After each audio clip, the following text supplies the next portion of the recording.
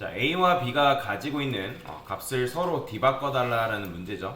지난 시간에 이제 여러분들한테 변수 개념 설명을 드렸잖아요. 변수라는 기본적으로 이제 이런 식으로 정의가 되고 그 다음에 값을 넣어야지만 해당 변수를 사용하는 게 가능하다라고 말씀을 드렸습니다. 자, 자바에서는 여러분들이 변수를 이런 식으로 쓰는 거는 불가능해요. 그러니까 이제 뭐 이렇게 쓰는 경우도 있는데 지금 같은 경우에는 이런 식으로만 단독적으로 쓰는 게 안 된다라고 보시면 돼요. 왜? 변수라는 거는 기본적으로 초기화라는 걸 거쳐야지만 변수를 사용할 수 있다라고 말씀드렸죠. 초기화라는 게 뭐예요? 여기다가 그냥 값을 넣는 행동, 이게 바로 뭐다? 변수 초기화다라고 말씀을 드렸습니다. 그래서 변수명 같은 경우는 여러분들이 A로 짓던 B로 짓던 C로 짓던 상관은 없는데 저번에 말씀드렸던 것처럼 변수명 앞에 뭐 1, 2, 3이 온다든지 그러니까 숫자가 온다든지 이런 식으로 뭐 사칙연산자 기호가 온다든지 영문 대문자랑 한글 오는 것도 상관없지만 이제 변수명을 한글로 또는 영문 대문자로 시작해서 짓지 않습니다. 보통 이제 변수명은 다 뭐냐면 소문자예요. 소문자. 그러니까 대문자를 적는 경우도 있는데 그거는 나중에 좀 알려드리기로 하고요. 그래서 여기다가 여러분들이 변수를 선언하고 그 다음에 값을 넣어야지만 변수를 사용할 수 있다라고 말씀드렸죠. 자, 그래서 지금 여기 보면 int a라는 변수가 있고 int b라는 변수가 있는데 각각 이제 5하고 10이라는 값이 들어가 있단 말이에요. 그래서 실행을 하게 되면 당연히 이제 a하고 b가 5하고 10이 이런 식으로 출력이 되겠죠. 왜? 얘는 우리 눈으로 봤을 때 실제 a이긴 하지만 얘는 뭘로 취급해야 된다? 5로 취급해야 된다고 말씀드렸고 이 b라는 건 뭐예요? 10이죠. 그죠? 그래서 10이기 때문에 마우스만 올려봐도 알아요. 마우스 딱 갖다 대면 자, int b는 10이라고 이런 식으로 자세하게 알려주는 걸 볼 수가 있다라는 거죠. 자, 그래서 a는 5, 그 다음 b는 10 해가지고 5하고 10이 출력이 되는데 자, 그러면 현재 코드가 이런 식으로 있는 상태에서 제가 여러분들한테 드렸던 문제가 뭐예요? a는 10, b는 5가 출력이 되게끔 만들어 달라 했죠. 이 문제 드리니까 제가 이거 건드리지 말라고 했는데도 불구하고 요거를 이렇게 바꾸시는 분들 계세요. 이거는 정답이 아니죠. 제가 왜냐면 변수를 이용해서 값을 바꿔달라고 얘기를 했기 때문에 자, 그러면 어떻게 해야 되냐. 여기 보면 a는 5고 b가 10이니까 그냥 단순하게 여기다가 여러분들 어떻게 하면 돼요? int a는 10 이렇게 쓰면 된다 안 된다? 이거 안 된다고 했습니다. 자, 요거 실행해보면 에러 납니다. 여기 보면 뭐라고 나와요? Variable is already defined in method main. 그러니까 뭐예요? 그러니까 메인 메서드 이런 걸 이제 메인 메서드라고 하는데 있잖아요. 그러니까 메서드 내에 지금 이미 int a라는 변수가 있는데 너 왜 이 수정 가능 시작? 그러니까 요 지역 안에서 int a라는 변수를 또 선언했냐? 그러니까 이미 정의되어 있는 요 변수를 재정의해서 사용할 수 없다라고 하는 거죠. 그래서 변수라는 거는 중복해서 선언할 수 없다라고 말씀드렸죠. 그래서 이게 바로 뭐예요? 내가 a라는 변수가 있음에도 불구하고 지금 중복을 해서 선언을 한 거잖아요. 근데 중복 선언은 안 되는 대신에 뭐가 가능하다? 변수는 재활용이 가능하다 했죠. 그렇기 때문에 여러분들이 int를 딱 빼면 이게 뭐예요? 이거는 여러분들이 변수를 중복해서 선언한 게 아니라 변수를 뭐 한 거다? 재활용한 거다라고 보시면 되겠습니다. 자, 그래서 이런 식으로 하고 출력을 해보면 어떻게 나와요? a는 12 이런 식으로 출력이 되는 거 볼 수가 있죠. 자, 그러면 이걸 이용해서 뭐 하면 되는 거예요? b라는 변수에 5라는 값을 집어넣어 주면 된다. 자, 그러면 변수를 재활용했을 때 기존에 들어있던 값은 어떻게 된다 했죠? 사라집니다. 실제로 메모리 선상에서 그 값이 원래 들어있던 값이 새로운 값에 의해서 사라진다라고 보시면 돼요. 왜냐면 변수라는 공간은 값을 오직 하나밖에 집어넣을 수 없다라고 제가 말씀을 드렸죠. 그러니까 모든 프로그램 언어 통틀어 가지고 변수에 2개 이상 값을 넣는 프로그램 언어는 없단 말이에요. 그래서 변수에는 값을 오직 하나만 집어넣을 수 있고 그 다음에 값을 이런 식으로 새롭게 할당하게 되는 경우에는 어떻게 된다? 기존에 들어있던 값은 사라지게 된다. 이게 바로 변수가 가지고 있는 특징이다 라고 지난 시간에 설명을 드렸습니다. 자, 그러면 이제 그 다음 문제를 풀어볼 건데 자, 그 다음 문제는 뭐예요? 자, 얘도 마찬가지로 a하고 b가 가지고 있는 값을 바꾸는 건데 근데 조건이라는 게 붙어있죠. 수정 가능 지역에서 숫자와 사칙연산을 사용할 수 없대요. 그러니까 그게 무슨 말이냐? 그러니까 물론 여러분들이 여기다가 a는 10 쓰고 b는 5 쓰면 아까 앞에서 풀었던 1번 문제처럼 똑같이 문제를 풀 수가 있단 말이에요. 근데 지금 여기 보면 숫자를 썼죠. 숫자를 썼기 때문에 이거 된다 안 된다? 그렇죠. 이거 하지 말라는 거예요.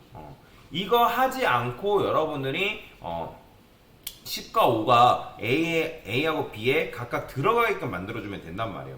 자, 그러면 그렇다고 해서 여기다가 5 플러스 5 하는 것도 된다 안 된다? 당연히 안 되겠죠. 그러니까 여러분들 아직 사칙연산에 대한 개념, 그러니까 프로그래밍에서 사칙연산에 대한 개념을 아직 안 배웠다 하더라도 플러스가 더하기라는 건 알고 있잖아요. 그죠? 그렇기 때문에 이렇게 한다 하더라도 10이 나오긴 하겠지만 숫자도 썼고 사칙연산도 썼기 때문에 정답은 아니라는 거죠. 자, 그러면 제가 여기다가 이렇게 썼고요. A는 A. 자, 그러면 A는 A라고 딱 해석하면 이건 뭐예요? 내가 A는 A라는 변수에다가 A를 넣는다? 저는 이건 A는 뭘로 해석해야 된다 했죠? 5라고 해석해야 된다 했죠. 왜? 제가 대입연산자를 기준으로 좌측에 있는 거는 변수고 우측에 있는 건 값이라 했고 대입연산자가 따로 오지 않으면 우측에 있는 건 다 값으로 취급한다 했잖아요. 그렇기 때문에 지금 코드는 위에서 아래로 순차적으로 실행이 되기 때문에 A라는 변수에 5가 들어가 있을 때 이 A는 뭘로 봐야 된다? 5로 봐야 된다. 자, 그러면 A 플러스 A라고 한다 하더라도 그러면 10이 나오겠지만 뭐예요? 이건 정답이 아니죠. 왜? 사칙연산 써요. 그렇죠. 그러니까 이런 식으로 쓰면 된다 안 된다? 안 된다는 거예요. 자, 그러면 여기서 이런 식으로도 써봤다라는 거는 이 A라는 게 값으로 취급되기 때문에 이 A라는 변수에 우리가 값으로서 5를 집어넣을 수 있겠구나 라고 머릿속으로 생각을 하신 분들이란 말이에요. 그러면 그렇게 생각하신 거는 굉장히 저는 잘했다라고 말씀드리고 싶어요. 자, 근데 그러면 A가 필요한 게 뭐예요? 결국에는 10이라는 값이 A라는 변수가 필요하단 말이에요. 그러면 A라는 변수에 뭘 주면 된다? 바로 10을 주면 되겠죠. 그죠? 왜냐면 이 B는 A가 아니라 뭐기 때문에 B가 아니라 10이기 때문에. 그죠? 그러면 A라는 변수에 10이라는 값을 할당하게 되면 실행을 했을 때 어떻게 나온다? A가 10이 잘 나오는 거죠. 자, 그러면 반대로 해가지고 B에다가 A 주면 되겠네요. 자, 근데 이렇게 해보신 분들 계시겠지만 하면 어떻게 나와요? 둘 다 10이 나와요. 그럼 왜 10이 나오는지 거기서 이제 중요한 거죠. 자, 지금 여러분들이 A라는 변수에 B, 즉 10을 할당했고 그러면 B라는 변수에 나는 이제 이렇게 했다라는 거는 여러분들 A가 지금 5를 들고 있기 때문에 B가 필요한 건 5니까 B에다가 5를 주면 되겠구나 라고 생각을 한 거란 말이에요. 근데 이거 정답이 아니라는 거죠. 왜? 코드는 아까 말씀드렸던 것처럼 위에서 아래로 순차적으로 실행된다고 말씀을 드렸을 때 자, 처음에 A라는 변수에 뭘 줬다? 10을 준 상태죠. 그러면 변수는 재활용 법칙에 의해서 기존의 값은 사라지고 새로운 값이 그 공간을 차지한다고 말씀드렸잖아요. 그러면 10번째 라인에서 A는 뭘로 해석해야 되는 거예요? 10으로 해석해야 되는 거예요. 왜냐면 그 A라는 변수 공간에는 10이라는 값이 들어가 있는 상태이기 때문에. 자, 그래서 이 상태에서는 그 값을 바꾸는 게 가능하다 불가능하다? 지금 할 수가 없는 거죠. 자, 그러면 어떻게 해야 되냐면 지금 B라는 변수가 결국엔 필요한 건 뭐예요? 5라는 값이 필요하단 말이에요. 그렇다고 해서 직접 할당하는 거, 사칙연산을 이용해서 할당하는 거 안 된단 말이에요. 자, 그러면 여기서 여러분들이 논리적인 생각을 조금 해볼 수 있어야겠죠. 자, 지금 결국에는 우리가 필요한 게 5라는 값이 필요한데 이 5라는 값이 그냥 우리가 생각했을 때 중요한 그냥 데이터라고 합시다. 중요한 데이터. 그러면 우리가 보통 중요한 자료, 중요한 데이터가 여러분들 뭐 핸드폰이라든지 여러분들 컴퓨터에 있어요. 그러면 그 데이터를 어떻게 해요? 우리가 보통 백업이라는 걸 한다고 얘기하잖아요. 백업. 그죠? 자, 그러면 이제 백업이라는 걸 해가지고 그 데이터를 보관해서 그 보관한 데이터를 필요할 때 끄집어내서 쓰겠죠. 그죠? 그러면 그렇게 하려면 뭐가 필요하냐면 공간이라는 게 필요합니다. 그러니까 왜냐면 백업할 수 있는 장치잖아요. 그러면 그 장치는 뭐예요? 기본적으로 공간이라는 특징을 가지고 있죠. 뭐 구글 드라이브, 그 다음에 뭐 네이버 마이박스, 그 다음에 뭐 클라우드 등등. 그죠? 결국에는 저장할 수 있는 공간이라는 특징을 가지고 있기 때문에 자, 그러면 우리도 뭐가 필요하냐면 5라는 값을 저장할 수 있는 뭐다? 공간이 필요하다는 거예요. 그러면 우리가 자바에서 그 값을 저장하려면 기본적으로 뭐가 필요한 거예요? 변수가 필요한 거죠. 변수. 왜? 변수는 값을 저장할 수 있는 공간이다 라고 제가 말씀을 드렸잖아요. 그러면 여기서 지금 필요한 거는 이 5라는 값을 저장할 수 있는 새로운 공간, 변수를 만드는 거죠. 저는 그 변수의 이름을 C라고 할 겁니다. 자, int C라고 하고 그 C라는 변수에 뭘 집어넣는다? A. 그렇죠. 정확하게는 이건 A가 아니라 뭘 집어넣은 거예요?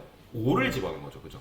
5라는 값을 C가 보관하게끔 만들어주고 자, 그러면 C라는 변수가 5라는 값을 보관하고 있기 때문에 이 B라는 변수 같은 결국에 뭘 주면 되는 거예요?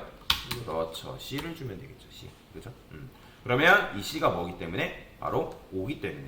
자, 그러면 실행했을 때 여러분들이 A는 10, B는 5 이런 식으로 값을 바꿀 수 있다. 자, 이런 걸 뭐라고 하냐면 변수를 이용해서 값을 교체했다. 변수 수합이라고 하거든요. 이거는 여러분들 프로그래밍을 하면 굉장히 많이 사용되는 기초 알고리즘 중에 하나입니다. 그래서 변수와 변수를 잘 활용해가지고 이런 식으로 여러분들이 코드를 작성을 해야 되는 경우가 굉장히 많거든요. 그래서 내가 필요한 데이터를 어떤 특정 변수에다가 잠깐 보관을 해놨다가 그러면 그 보관된 그 변수에 있는 값을 내가 필요할 때 쓰는 거죠. 그죠? 그래서 이게 바로 뭐다? 변수 수합이다. 기초 알고리즘 중에 하나이기 때문에 여러분들이 잘 알고 계시는 게 굉장히 중요하다라고 보시면 되겠습니다. 그래서 이렇게 두 개 문제 같이 풀어봤어요.